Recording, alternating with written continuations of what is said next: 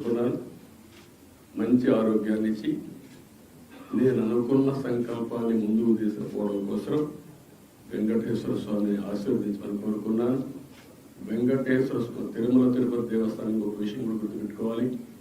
తిరుమల ఒక పవిత్రమైన దివ్యక్షేత్రం. ఈ పవిత్రమైన దివ్యక్షేత్రాన్ని అపవిత్రం చేయడం భావ్యం కాదు. తెల్లవారుజామున 3 గంటలకు సుప్రభాత దర్శనానికి వస్తే వైకుంఠం అంటే మనకు తెలియదు, పుస్తకాలను చదువుతాం.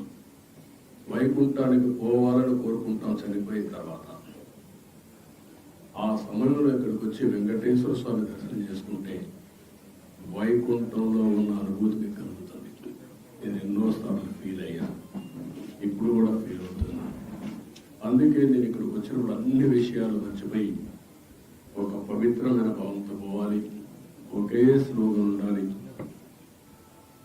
ఏడుకొండలవాడ వెంకటరమణ గోవింద గోవింద తప్ప, ఓం నమో వెంకటేశాయ తప్ప వేరే స్లోగనే ఉండకూడదు, వేరే వ్యక్తి జ్ఞాపకం రాకూడదు. ఆ పేరుతోనే మొత్తం ప్రక్షాళన చేస్తాం. మళ్ళీ భారతదేశం కాకుండా ప్రపంచం మొత్తం అభినందించే విధంగా ఈ టీజీని తీర్చిదిద్దామని చెప్పి తెలియజేసుకుంటూ, మరొకసారి మీ సమస్యలు మళ్ళా సమయం వస్తుంది, నేను ఎప్పటికీ కూడా మాట్లాడతాను అన్ని విషయాలు. ఎందుకంటే మళ్ళా నేను లైట్ కూడా క్యాచ్ చేస్తున్నానండి. Just a couple of questions. Sir, ప్రక్షాళన టీటీడీ నుంచి ప్రారంభమవుతున్నారు. టీడీపీ గవర్నమెంట్ వచ్చింది స్టేట్ లో, బట్ టీటీడీలో కనిష్ఠితి. The chairman has resigned, board has resigned, EO has gone on leave. Can we expect a rejig of complete TTD? No, what I am saying is only one day. Now matter is moving. Yesterday నేను స్వేరింగ్ ఏం చేశాను. వెంకటేశ్వర స్వామిని దర్శనం చేసుకున్న తర్వాత ఆయన ఆశీస్సులతో పని ప్రారంభించాలనుకున్నాను. వచ్చాను, ఆ సంకల్పం ఇక్కడ చెప్పాను. ఇక్కడి నుంచి ఎక్కడ ఏ విధంగా పనులు చేస్తాం మీరే చూస్తారు. అవన్నీ సాయంత్రం పెట్టినప్పుడు మీకు తెలుస్తారు.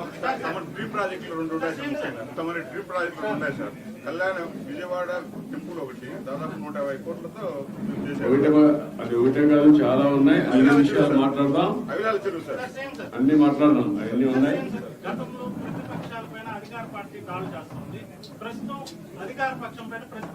మాట చెప్తానంటావా? అవన్నీ వెంకటేశ్వర స్వామి టెంపుల్లో మాట్లాడడం కరెక్ట్ కాదు.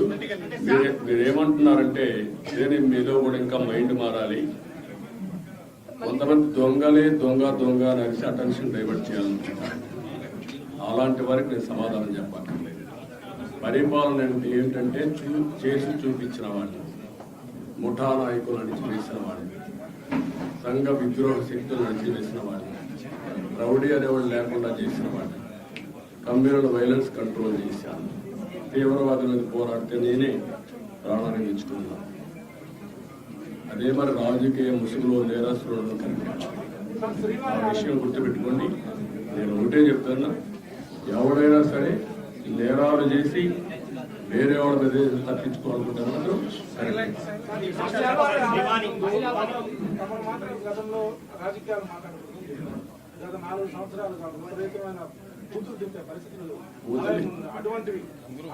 ఒకటే కాదమ్మా, నేను కూడా ఇక్కడికి వచ్చినప్పుడు ఓట్లు అడగడానికి కూడా వీలు లేని పరిస్థితి. ఎలక్షన్ అప్పుడు కడవప్పుడు నేను ఎప్పుడు రాజకీయం చేయలేదు. అలాంటివన్నీ చూసాం. అది ఒక పీడకలగా మిగిలిపోవాలని కోరుకుంటున్నాను. మీరు మాట్లాడిగారు కాబట్టి చెప్పాను, నేను అది కూడా చెప్పదలుచుకోలేదు. ఇక్కడ ఎవరైనా సరే నేరస్తులు నేరం వేరే వాళ్ళపైన వేయడానికి ముందుగానే ఎల్బీ క్రియేట్ చేయడం, అలాంటి మాత్రం నా దగ్గర జరగవు. Be clear. ఎవడైనా సరే నేరస్తుల్ని నేరస్తులుగానే చూస్తా. రాజకీయ ముసుగులో కూడా వీళ్ళు నేరాలు చేయాలని మనం కుదరదు. కమర్షియలైజ్ చేసే కదమ్మా, కమర్షియలైజ్ చేశారు. వెంకటేశ్వర స్వామి టెంపుల్కి వస్తానే కొండెక్కతానే ఏం కనపడాలి మీకు? పవిత్రమైన భావం రావాలి.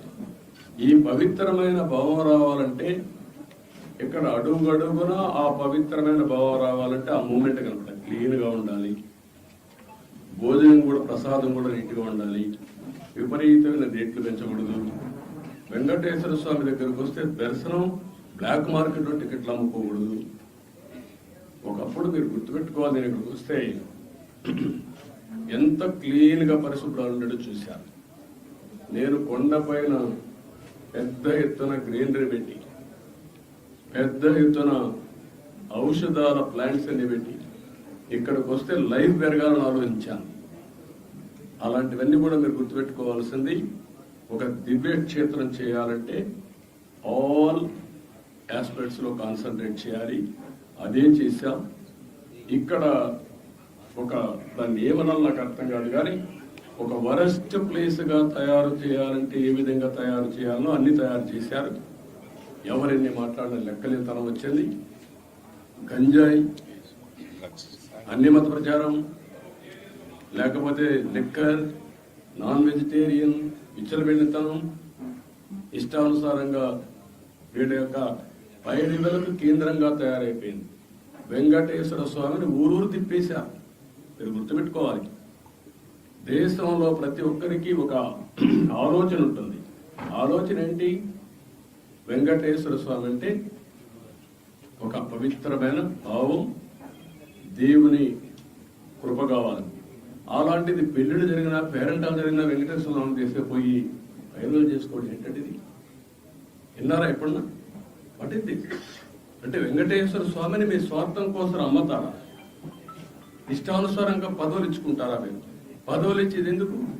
ఆ పదవి ఇచ్చి ఆ పదవి ద్వారా మీ యొక్క కోర్టు కేసులు లేదంటే మీ పనులు చేసుకోవడానికి ఎక్కడికి పోయారు మీరు? ఏమయ్యారు మీరు? అంటే వెంకటేశ్వర స్వామి, నేను ఎన్నోసార్లు చెప్పాను, గుర్తుపెట్టుకోవాలి మీరు మళ్ళీ ఒకసారి. వేరే దేవుళ్ళు నెక్స్ట్ జన్మంలో మీ మీద పనిష్మెంట్ ఇస్తారా, కానీ వెంకటేశ్వర స్వామిని నేను చూసా. ఎవరైనా వెంకటేశ్వర స్వామికి అపచారం చేసిన వారు, తలపెట్టిన వారు ఈ జన్మలోనే పనిష్మెంట్ తీసుకున్నారు. మీరు తిరుపతిలో కూడా చాలా ఇన్సిడెంట్ ఒకసారి లెక్కేసుకోండి. ఎవరైనా సరే, ఉద్యోగస్తులు కానీ బయట వాళ్ళు కానీ ఎవరైనా సరే, దేవుడికి అపచారం చేసిన ప్రతి ఒక్కరూ శిక్ష అనుభవించారు. ఈ విషయాలు మీరు గుర్తుపెట్టుకోవాల్సిన అవసరం ఉంది. కేంద్రం చేశారు. ఎర్రచందనాన్ని కూడా నేను గోడలు కూడా పెట్టాను, మీరు చూసుంటారు. గోడలు కూడా ఎర్రపోతా ఉంది.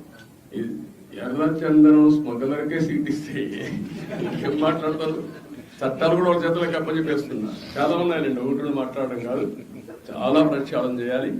ఇంకా వీళ్ళు డబ్బులు, రౌడీజం, దీంతోనే రాజకీయం చేయాలనుకుంటే ఏమీ జరగదు. నేను ఒకటే చెప్తున్నా, దృఢ సంకల్పంతో వెంకటేశ్వర స్వామి సాక్షిగా చెప్తున్నా, మంచిని ప్రోత్సహిస్తా, చెడును మాత్రం గట్టిగా తొందరలో దూకేస్తా.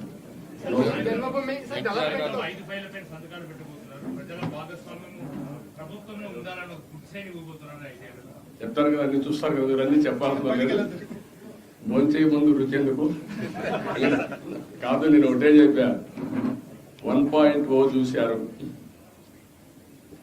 2.0 చూశారు, 3.0 చూశారు, 4.0 వచ్చాను. ఇప్పుడు మీరు చూడబోతారు. ఇప్పుడు అందుకే అందరికి అప్పీల్ చేస్తున్న, ఆఫీసర్లు కూడా, ఎంప్లాయీస్ కూడా అప్పీల్ చేస్తున్నా, రాజకీయ కార్యకర్తలకు అప్పీల్ చేస్తున్నా. నష్టపోయాం, ఈ నష్టాన్ని రికవర్ చేసుకోవాలి. అందరూ కూడా కలిసి పనిచేద్దాం, ముందుకెళ్దాం. Thank you.